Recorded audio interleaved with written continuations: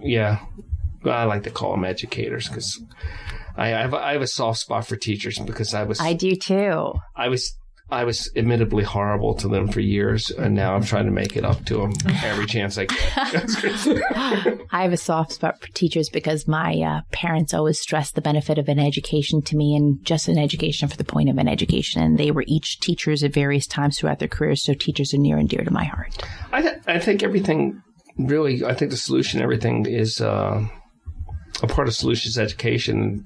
Somebody was just asking me, with the storms coming up, and they said, well, what are you doing in preparation for the storms? And I said, nothing.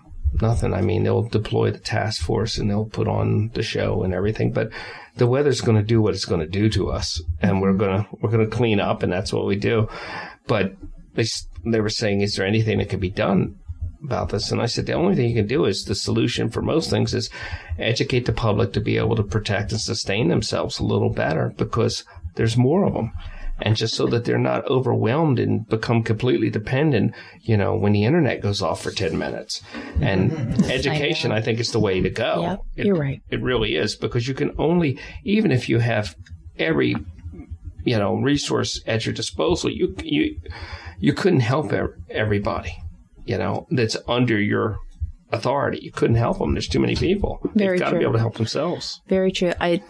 It's why those programs, such as ways to keep our public informed, including reaching out to them, letting them know about storms, about upcoming weather issues, about upcoming emergencies that we anticipate, is so very helpful. Which, goes again back to that technology idea. It's nice that we have cell phones that people sign up for programs to become aware of what things that they need to do. Yeah. And I don't want to date things, but we're going to be at an event on the 22nd, hosted by the Chester Spirit newspaper, about missing persons and unsolved homicides. And they've got a bunch of people coming together to talk about that, and we'll put a link up to it. And it's an attempt to foster some hope and make people not feel so alone in their situations. Yes, we're co-hosting it with the Spirit. They have been a great partner in this program with us. The game plan is to have people like yourselves there, people like letting people know what things they can do to prevent tragedy, if you will, or missing persons, or if you will, in their homes, and to let them know what things that we as a law enforcement community do to help them, and to continue to try and solve the loss or the missing person case. And your county's always been good with missing persons, and it's well, that's honestly, I have to say, you understand, it's thanks to people like you also that makes us do our job well, because I know we always reach out to you and your people to help us in our endeavors, and you've been incredibly helpful, helping us find and helping us track. Well, I appreciate that, but it's been because of just the whole, your predecessor, that guy over there in the corner, Joe Chief Ryan. And, we didn't. With 42 years of law experience, he knows who the good people are, and he always knows who to tap you and your folks. And nothing to say. He won't say anything on the radio, but he'll call you up and wake you up in the morning for something. It's no problem calling you, waking you up in the morning. And it used to be that Jack would call and tell me he was going to call. So he calls first thing in the morning. Jack calls 10 minutes before him to tell him he's going to call, so I can be audibly presentable. And it's different from county to county, and it's good that you inherited the team. I agree. Emily and Ms. Harris, Director of Communications. She's been incredible. Who she doesn't talk on the radio either, communications director doesn't talk. They're the strong silent. They're both the strong silent types. Yeah. And I understand that. Before I would be sitting just like he is over there before I did the show, and given the choice, I would probably be over there in the corner. I doubt that, Mark. You seem to enjoy this a little bit too much to all the way be wanting to hang out in a corner. I like conversational radio. I don't like talk radio. That's why I stay away from the problems of the day, and there's enough people talk about those things. I agree. I'd rather, favorite movie, who you'd go back in time with, favorite flavor of ice cream, favorite color is obviously black, which is good. It's a good color. It is. I like the whole Johnny Cash thing. You're doing it today. Yeah, I do it every day. Makes matching easy. It does, and that's what my mother said. It makes matching. Pick a color, take it to your grave. But You've always worked in some avenue of law enforcement, and you've never done anything else. And you have a good drive in that area. Thank you. What do you think? There's nothing that ever popped in your head? If you were asking me to harken back to my 5th grade, I can do that then. If we gotta, let's go back to 5th grade. All right, 5th grade, I wrote a paper about what I wanted to be when I grew up, and it was either what I do right now, I was actually a lawyer, or in the alternative ballet dancer. Well, when I hit 5'9", in my high school years, my ballet dancer teacher told me that wasn't my calling, and that was something I abandoned in my early 20s, focusing on the law. You were too tall? Uh-huh. There was not a whole lot of guys who were able to lift a 5'9" young lady there. You can get thrown out of ballet for being too tall? You can. I know nothing about ballet. I was never accepted. Your partner, male ballet dancer, traditional as we are in that field back then, most of them were shorter than I was, and that isn't quite the look that people were going for on stage. Huh. I never thought about that. No. So I was left with being a prosecutor. So if you were shorter, the world would be different. I somehow think not. We're glad.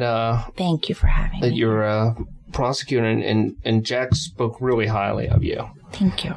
Matter of fact, he kind of, I don't want to say he insisted because he didn't, but he strongly recommended talking to you. Well, he's very kind, and he's a gentleman that I've known for many years. I knew him when he was a lawyer in the county, and then when he was in county council, and he is in the spot that he is because the people of Delaware County put him there because he's a smart man and he's a wise man. Yes, he is. And I feel bad about dragging all three of you out here. Everyone wanted to come out here when they heard you were doing the interview. Yeah. He looks like he wanted to come out because he heard I was doing the interview. Chief Ryan's only sitting down there. Wait, he's talking. Oh, he's speaking. He's sitting in the corner multitasking, handling anything that's coming through just so I can spend the time sitting here and chatting with you. We officially have the third longest interview with Joe Ryan right now. I love it.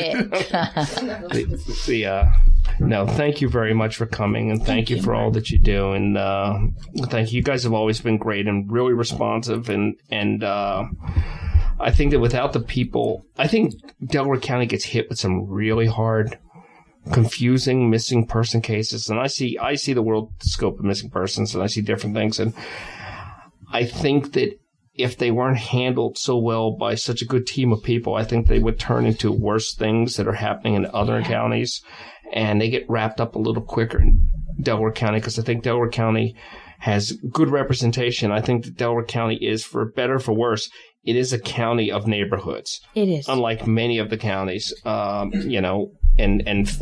it's a microcosm.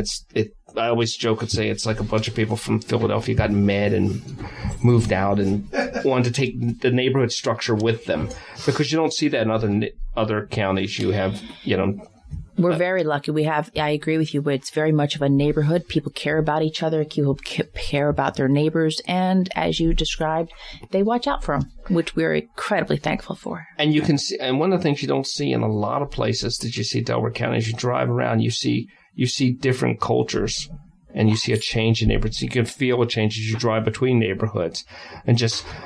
We're all inclusive. I agree. We're all inclusive. I mean, you see people from every background, every walk of life, and we enjoy living amongst each other, and we foster that kind of togetherness as a community. Yeah, in a lot of places you drive around, and you've got some older homes there, which helps. In a lot of places you drive around now, you just see rows of boxes, and you can't get a feel for what kind of person lives there or anything like that, or any taste of the community. I was just actually in the Bywood section of Upper Darby a couple weeks ago, actually last week and the week before, and there were some incredible, beautiful homes with 15-foot ceilings and glass windows opening to the streets. And the person who was living in these stately homes was a young lady who was a teacher, and it was wonderful to see. There were lots of them across the street, and it was nice. It was a pleasure to actually just walking down the street and getting to meet people who lived in the residences and having them welcome us in their homes. Yeah, it's amazing because we drive by things all the time, and I have sometimes I'm doing an insurance investigation thing, and I go to people's houses, and I really enjoy seeing houses I've driven by for years. Do either of you know how many neighborhoods there are in Delaware County? No. Ballpark? Neighborhoods? Yeah, like divisions, because like Philadelphia's got it broken down where you can get anywhere between 300 and 600. I bet you over 100. I mean, because you figure there's 40 some odd police departments, but there's numerous neighborhoods in some of the townships. Right. So I bet you 150 easy. So each police department's got to have one or two neighborhoods at the minimum that it covers, or else you would need another one. That's a lot, because I can't think of any place around that has that many. You have upper and lower, and that's it. In different areas, you don't have so many neighborhoods, and that really drives the character of the people and the character of the leadership of the area. And it helps it have character, because it's not a lot of places don't have character. That's very true. There's some areas in Delaware County which are absolutely stunningly beautiful. You go to the city of Chester, and there's a church, I believe it's on 9th Street, am I right, Chief? Yes. And it's one of the most beautiful churches I have ever seen. And it is in Chester, and it's wonderful that it's in Chester, because it reminds people that that was one of the first neighborhoods in our area, right? One of the stalwart areas that has led our community. So it pains me, because I see more and more that churches are going out of business, which is a bad sign. I don't know if people realize that's a bad sign. I see churches being torn down, churches abandoned, churches. They've saved one church in my area, and I don't know if it's good or bad, but they're turning it into like condos or whatever, which is just kind of weird to me. I mean, I'm glad they're saving it, but it just seems like that if churches are going out of business, that something's wrong.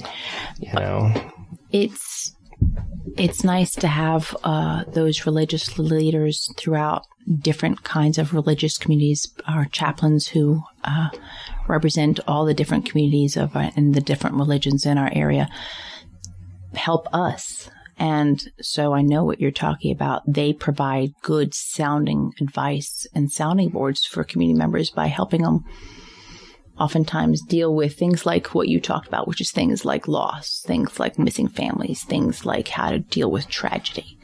So they represent the foundation of our community oftentimes. Well, they were the original social services that provided everything. And it's just been, it kind of, the way I see it is they were the original, and then we got government involved, and they did an okay job, but didn't outgrow. And then what happened was law enforcement, because they're around 24/7, got burdened with a bunch of it. And because they saw, well, they're getting by, squeaking by with it, we can cut back the money to social services, and the police will handle the extra. And then the police had to take on roles that they weren't prepared for, weren't trained for, got overwhelmed by, and the system kind of crept along. And in the meantime, we had the illusion that we didn't need the church because people got too fixated on the religious division and not the social services and what they were offering, the human services to help people, you know. And I think we need that. And I think there were plenty, when I was growing up, there were plenty of churches that would help without, they didn't care what your background was or what you believed. They were just there to help. And that's what I think you're supposed to do. I think that's still true of many of our services to religious communities. Oh, it's absolutely true, but there's less of them to do it. You're and right. That's the problem. You're right. You know, what is Delaware County known for?